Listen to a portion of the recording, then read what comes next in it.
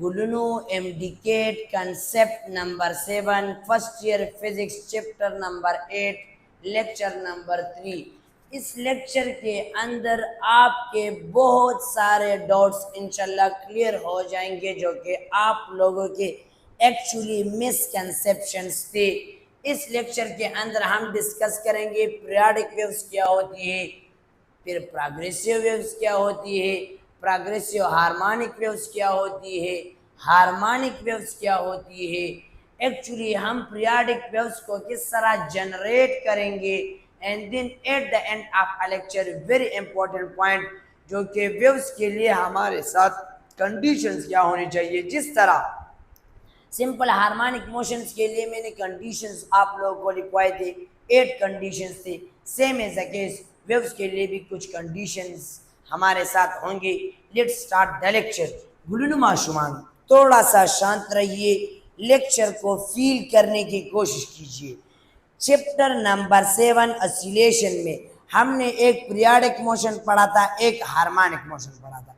Same as the case here, periodic waves वो waves, वो energy transfer जो at specific interval of time, regular interval of time, equal interval of time के बाद वो wave अपने आप को रिपीट कर ले, that waves are called periodic waves। A wave that repeat itself after equal interval of time, that waves are called periodic waves। Am I right? Definition में नहीं लिखूंगा क्योंकि यार बस मुंह पे बोल रहा हूँ ना, आप थोड़ा सा लिखने की कोशिश कीजिए ताकि थोड़ा सा टाइम का वेस्टेज हमारे साथ ना हो। गुलनुमा शुमान एक होता है प्रोग्रेसिव वेव्स। प्रोग्रेसिव वेव क्या भला है? हमारे कोर्स के अंदर प्रोग्रेसिव हार्मोनिक वेव्स होंगी। कौन सी चीज? शाबाश, प्रोग्रेसिव हार्मोनिक। लेकिन इससे पहले प्रोग्रेसिव का कंसेप्ट देना जरूरी है। प्रोग्रेसिव वेव्स का फील इस तरह समझने की कोशिश की जिस तरह वेव्स का था। प्रोग्रेसिव वेव्स क्या चीज है गुलनुमा शुमानो? जो वो एनर्जी को ट्रांसफर करे from one place to another place. तो सर जी दाखो द वेव्स डेफिनेशन शो करना। यस यस, मैं तो मानता हूँ, मैंने कब कहा कि नहीं, लेकिन कभी कभार ऑसिलेशन तो होती है लेकिन एनर्जी ट्रांसफर नहीं होती। इसको फिर हम कहते हैं स्टेशनरी वेव्स। ये आगे इंशाल्लाह आएंगे।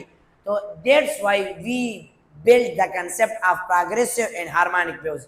मैं इस तरह कह सकता हूं कि all progressive waves are waves या all waves are progressive. Yes, जिसमें एनर्जी ट्रांसफर होती है from one place to another वो प्रोग्रेसिव वेव्स होगी। जिसमें एनर्जी ट्रांसफर नहीं होती वो हमारे साथ स्टेशनरी वेव्स होती है। That's why I define the concept of progressive wave जो कि वेव्स की तरह कंसेप्ट था। आगे चलने की कोशिश कर देते हैं। प्रोग्रेसिव वेव्स के अंदर एक टाइप है, इसका नाम है प्रोग्रेसिव हार्मोनिक वेव्स। डायग्राम भी बनाऊंगा, कंसेप्ट भी दूंगा, नोट्स भी दूंगा, नो इशू एट ऑल। गुलनुमा शुमानु प्रोग्रेसिव हार्मोनिक वेव्स क्या है? वेव क्या है गुलनुमा शुमानु? शाबाश शाबाश। Waves mean disturbance. Disturbance mean particle का वाइब्रेशन करना। पार्टिकल का वाइब्रेशन करना mean oscillation, oscillation of particles. और ऑसिलेशन ऑफ पार्टिकल के बाद एनर्जी ट्रांसफर होती है। लेकिन कभी कभार आप लोगों को पता होना चाहिए कि ये ऑसिलेशन कभी कभार एसएचएम होती है, कभी कभार एसएचएम एग्जीक्यूट नहीं करता। Am I right? All oscillation are not SHM from chapter number 7, but all SHM are oscillation. Am I right? So whenever the vibration, the oscillation of a particle in a wave executing SHM, that specific waves are called progressive harmonic waves। इसका definition थोड़ा सा लिखवाऊंगा तो देखो गुलनू गुलनू गुलनू। Waves के अंदर तो particles vibration करेगी या नहीं? Yes sir. जब ये इस पार्टिकल्स का वाइब्रेशन एसएचएम भी एग्जीक्यूट करे, जस्ट वो स्पेसिफिक वेव्स हमारे साथ प्रोग्रेसिव हार्मोनिक वेव्स होंगी। विन, शाबाश, win. A wave those waves in which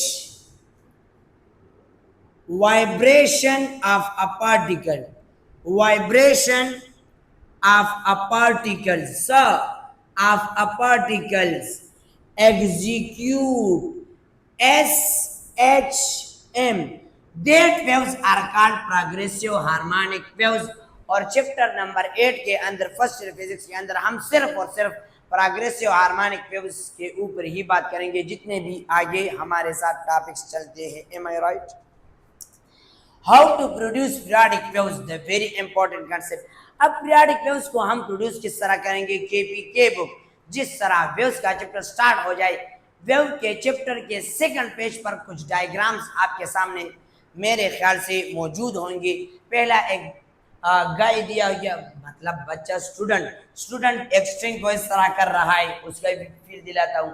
फिर इसके नीचे वाले डायग्राम के अंदर एक मास अटैच स्प्रिंग के साथ वेव जनरेट किया है। और थर्ड डायग्राम में रिपल टैग है। ये these are all the examples, practical applications of periodic wave, that how we generate a periodic wave. मैंने नाश्ता कर लिया सर जी, इसमें नाश्ता किया, थोड़ा सा फील दिलाने की कोशिश करो। मैंने नाश्ता कर लिया, मेरे अंदर जबरदस्त एनर्जी है और मैं स्ट्रिंग पर पीरियोडिकली फोर्स लगा रहा हूं। पीरियोडिकली फोर्स का मतलब क्या है? इक्वल इंटरवल ऑफ टाइम के बाद फोर्स लगा रहा हूं। Yes sir. तो इसके अंदर जो वेव जनरेट होगी वो पीरियोडिकली होगी या नहीं? This is the first feel of diagram number 1 in KPK book. वो बच्चा पीरियोडिकली वेव जनरेट करता है, मैं पीरियोडिकली इस स्ट्रिंग पर फोर्स लगा रहा हूं। M I right? दूसरा डायग्राम चलो बनाने की कोशिश करता हूं। गुलुनुमा शुमानु इन आइडियल केस, मतलब फ्रैक्शन और इयराइजेशन ये सारे कुछ भी हमारे साथ नहीं है। तो आइडियल केस पर अगर एक मास अटैच स्प्रिंग वाइब्रेशन करना स्टार्ट कर दे तो क्या मतलब ये वाइब्रेशन करेगा या नहीं? सर जी आप भी कमाल की बात कर रहे। अभी मेरे घर के अंदर एक स्प्रिंग है, वो तो कुछ टाइम बाद रुक जाता है। इन ज़ालिमीना मादर तवेल आइडियल केस थे, फ्रैक्शन और ईयर रेजिस्टेंस निश्ता, तो क्या मत तक वाइब्रेशन करेगा या नहीं? जान पोए गई का ना, शाबाश। इधर देखो, शाबाश। गुलनू गुलनू गुलनू, ये मेरे साथ क्या है? स्प्रिंग है या नहीं? Yes sir. ये मेरे साथ एक मास अटैच स्प्रिंग है। मारा मास अटैच स्प्रिंग राइज मारा हजरत से स्प्रिंग दे वर्सर है, मास अटैच करे नहीं किसी दी। और सामने मैंने इसके साथ रस्सी बांध लिया। M I right? और इसको एक जगह से फिक्स कर दिया या नहीं? दीवार के साथ फिक्स कर दिया। अब हजरत सेब को मैंने बुला लिया, हजरत सेब को, और मैंने कहा कि इसको नीचे लाओ। जब मैंने नीचे लाने की कोशिश कर एक्सट्रीम पोजीशन पर चले गए तो ये टू एंड फ्रो मोशन करना स्टार्ट करेगा या नहीं? ये मास अटैच आप कहेंगे कि यस सर। और ये आइडियल केस है तो ये क्या मतलब टू एंड फ्रो वाइब्रेशन करेगा या नहीं? इसके टू एंड फ्रो आने से ये कभी इधर आएगा, कभी इधर, तो कभी उधर। एम आई राइट और नहीं? Mean position extreme. Okay yes sir. तो इसकी वजह से ये वायर इस तरह का वेव्स इसके अंदर बनेगी या नहीं? और ये क़यामत तक बनेगी या नहीं? और आइडियल केस है तो ये जो मास अटैच स्प्रिंग है ये पीरियोडिकली ऑसिलेट करेगा या नहीं?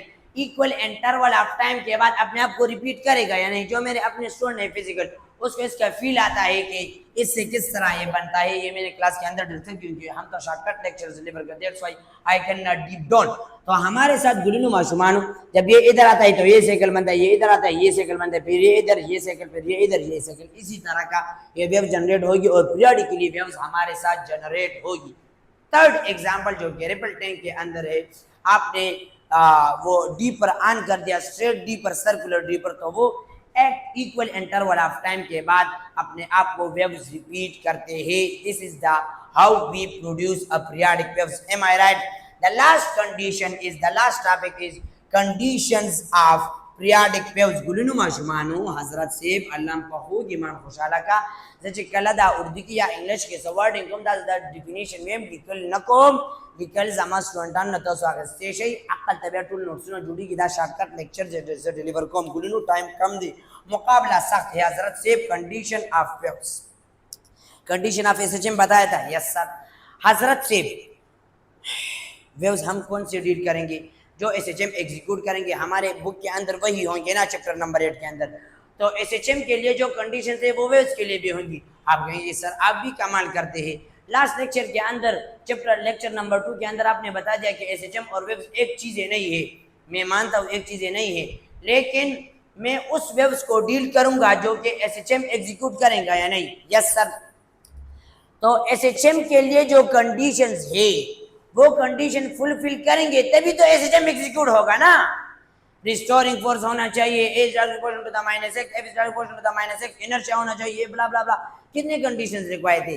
तो ये सारे कंडीशंस अगर उस पार्टिकल के अंदर है, उस वेव्स के अंदर है, तो तभी तो एसएचएम एग्जीक्यूट करेगा।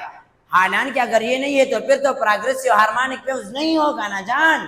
That's why I want to write कुछ कंडीशंस ऑफ वेव्स। बोलो ना माशुमानो, जो मेरे अपने स्टूडेंट होते हैं उसको पता है कि oscillatory motion is not possible without restoring force. उसको मैंने प्रूव भी किया था, कंसेप्चुअली फील दिलाया था।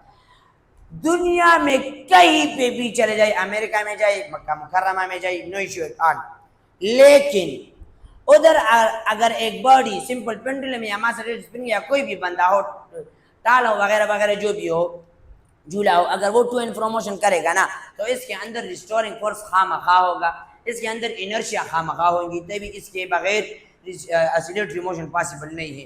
तो फर्स्ट कंडीशन ये है कि कंडीशन ऑफ वेव्स का मैं कंडीशन पहला लिखवाना चाहता हूँ कि इसके अंदर रिस्टोरिंग फोर्स होना चाहिए। लेकिन इधर हम रिस्टोरिंग फोर्स के बजाय एक दूसरा बंदे का नाम लिखेंगे। रिस्टोरिंग फोर्स कौन सी बॉडी में आती है? इसके अंदर थोड़ा सा लचक हो हजरत से, स्प्रिंग याद दिलाओ।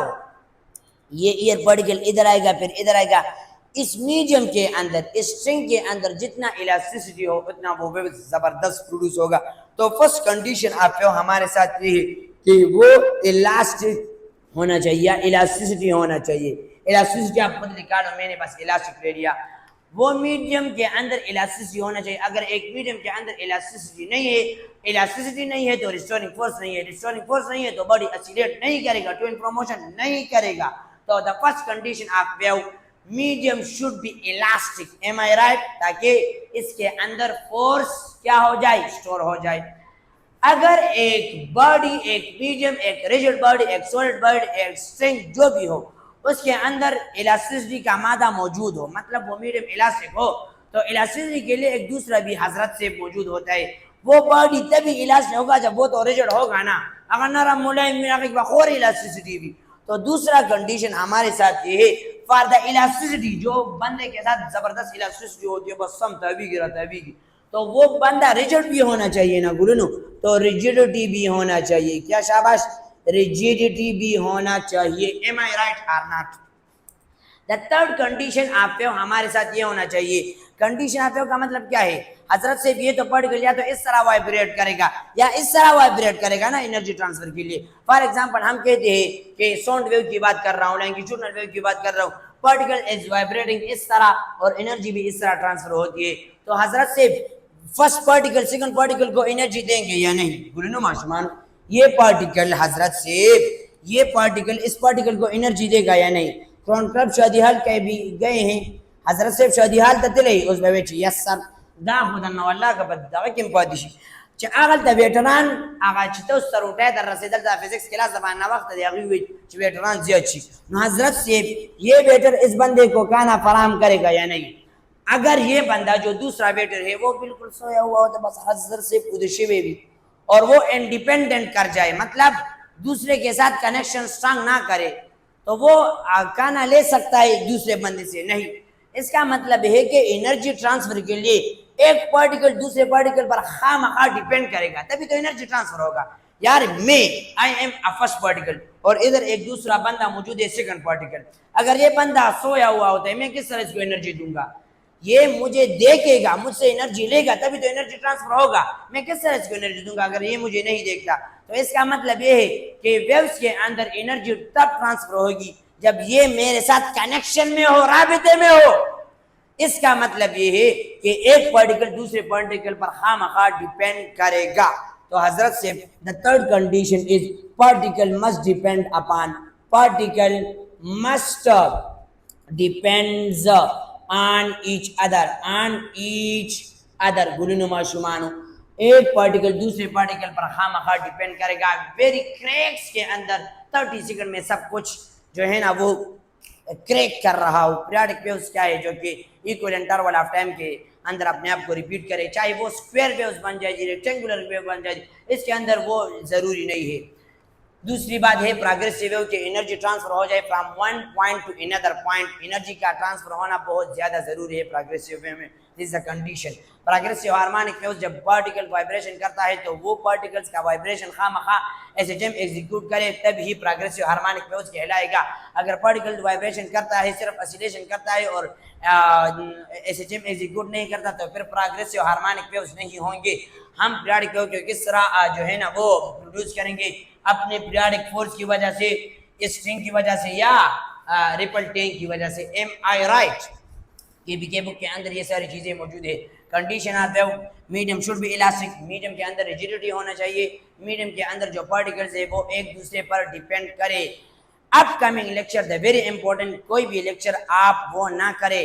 लास्ट में एक शेर से इसको फिनिश करता हूं, द वेरी दिल की बात सुने सुने सुने। फिजिक्स से बेस्ट है यार, फिजिक्स को बाढ़ में जाइए, ये बहुत ज्यादा जरूरी चीजें है। खालिक़े शम्सो कमर जिस दिल में भी आ जाए, समय बिल खालिक़े शम्सो कमर जिस दिल में भी आ जाए, अल्लाह जलू मोहब्बत से अच्छा सड़ की रश। खालिक़े शम्सो कमर सूरज चांद का खालिक जिस दिल में भी आ जाए, इसके नूरे कल्ब से शम्सो कमर शर्माए है। जब आपके दिल के अंदर अल्लाह की मोहब्बत आ जाए ना, फिर इस दुनिया की रंगीनी आपको फीकी लगेगी, फीकी। तो the most important point of today lecture, अपने दिल में अल्लाह की मोहब्बत डालिए, आपको कोई भी इशू नहीं होगा। पैसे से मोहब्बत इससे नीचे होना चाहिए, किसी से भी मोहब्बत अल्लाह की मोहब्बत से नीचे होना चाहिए, फिर आप दुनिया में भी आपको इंशाल्लाह जन्नत ही जन्नत मिलेगा। जज़ाकल्लाहु खैर, बंडल ऑफ थैंक्स।